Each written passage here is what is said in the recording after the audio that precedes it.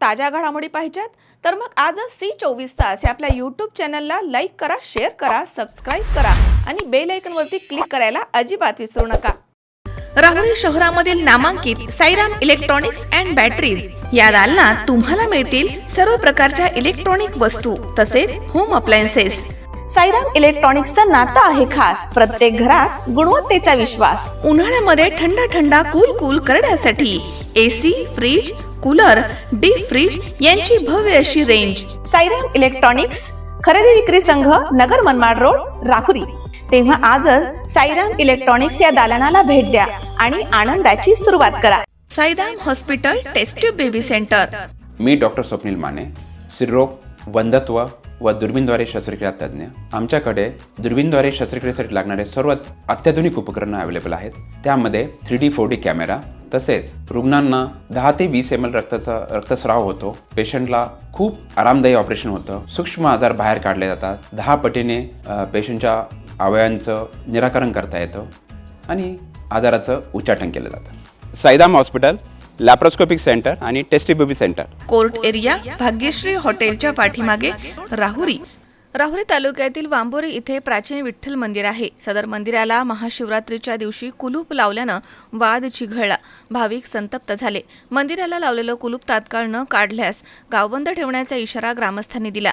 वांबोरी येथील विठ्ठल मंदिर बचाव समितीची बैठक पार पडली। यावेळी मंदिरामध्ये भक्तांना दर्शनास अडथळा निर्माण होत असून विठ्ठल भक्तांना विठ्ठलाचं दर्शन जवळून घेता येत नसल्याचा आरोप करण्यात आला। तसेच मंदिर परिसरामध्ये अंत्यविधी नंतरचे विधी होत असल्याबाबत तीव्र नाराजी व्यक्त होते।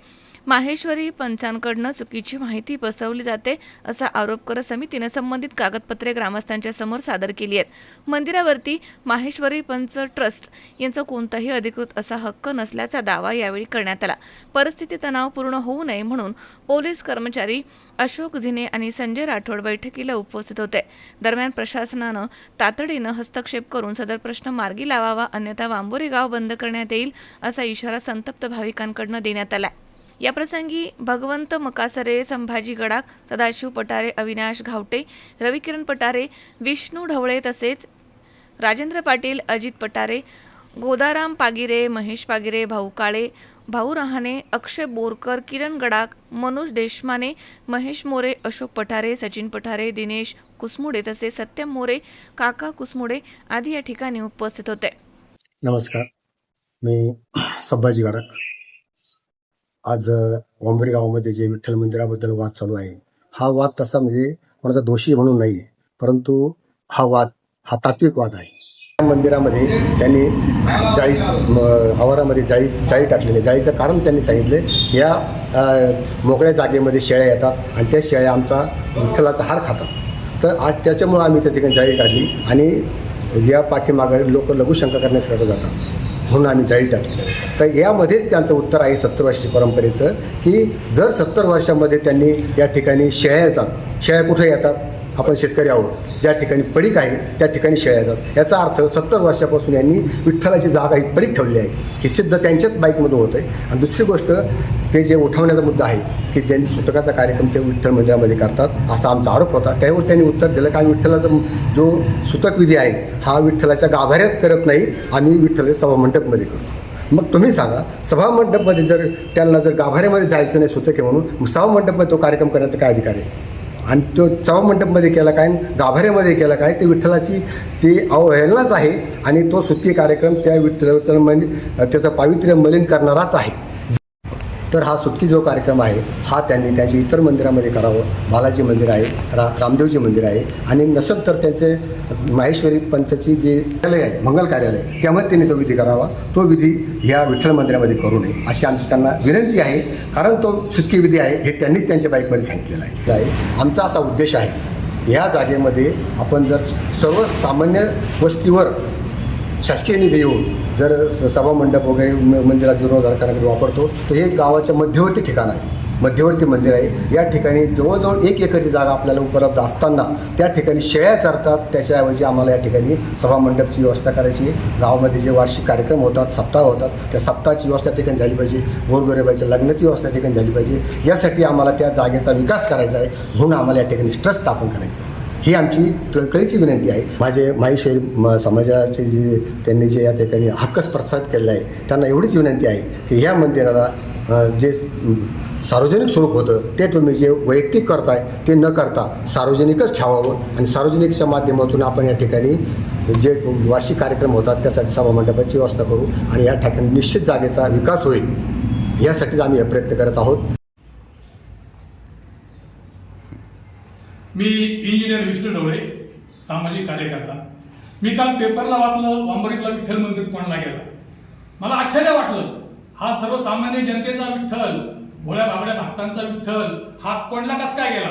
मला अतिशयोक्ती वाटली. आणि मी आज जेव्हा ग्रामसभेमध्ये आपल्या इथं गावातल्या लोकांनी जो इथं एक सभेचं म्हणजे नियोजन केलं होतं तेव्हा मी आलो तर खरोखर म्हणजे हा विठ्ठल कोणला गेलेला आहे आणि हा विठ्ठल कोणण्याचा कोणालाही अधिकार नाहीये. हे मंदिर हे सार्वजनिक आहे, कोणत्याही एका धर्माचं नाहीये, एका पंथांचं नाहीये. आणि माहेश्वरी पंचचे ट्रस्टचे जे आहेत ते म्हणतात का मी महसुली रेकॉर्ड आहे, महसुली रेकॉर्डवर त्यांचं कुठंही नाव नोंद मंजूर नाहीये. हे लोकांना खोटं सांगतात, दिशाभूल करतात. आता हा उतारा आहे, या उतार्यामध्ये इथं स्पष्ट लिहिलेलं आहे नोंद मंजूर नाही.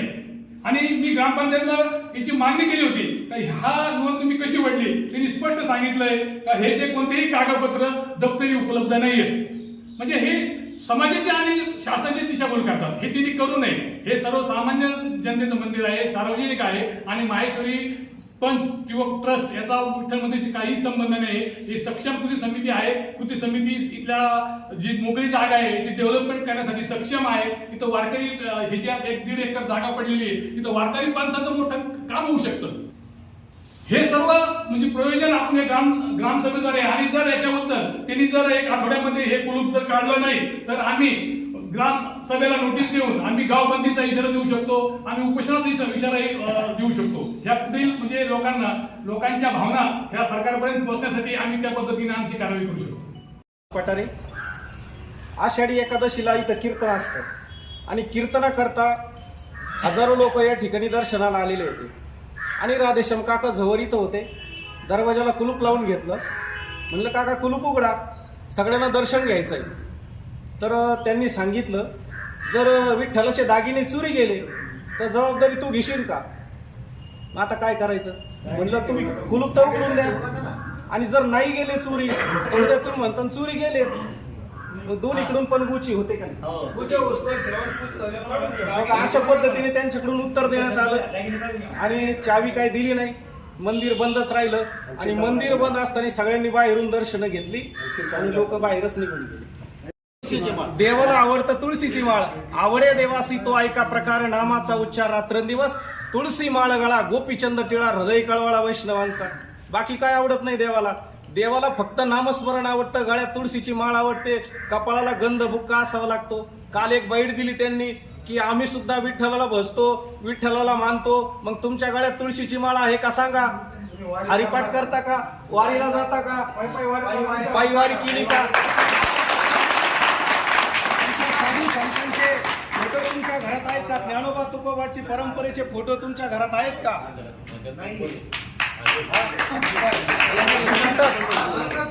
अशा पद्धतीने सगळ्यांनी एकत्र आलं पाहिजे. मनोज साळवे, C24 तास, राहुरी. कॉंग्रॅच्युलेशन्स वहिनी, बाळ झाल्याबद्दल. पण मी ऐकलंय डिलिव्हरी फार क्रिटिकल होती. आता ठीक आहे ना सगळं. अगं होता थोडा प्रॉब्लेम, पण स्त्रियांच्या आरोग्याची संपूर्ण काळजी घेणारं मातृसेवा होतं ना साथीला. सगळं सुरळीत झालं. किशोर वयापासून ते रजोनिवृत्तीपर्यंत स्त्रीच्या आरोग्याची संपूर्ण काळजी घेणारं अहमदनगरमधील पहिलं स्त्री रुग्णालय Matruseva women's hospital, obstetric ICU. किशोरवयीन आणि विवाहपूर्व समुपदेशन, गरोदर माता तपासणी आणि प्रसूती, पहिल्या सिझेरियन नंतर नॉर्मल डिलिव्हरीची सोय. मातृसेवा विमेन्स हॉस्पिटल, सक्कर चौक, नवीन टिळक रोड, अहमदनगर. फोन 9850 20 0017.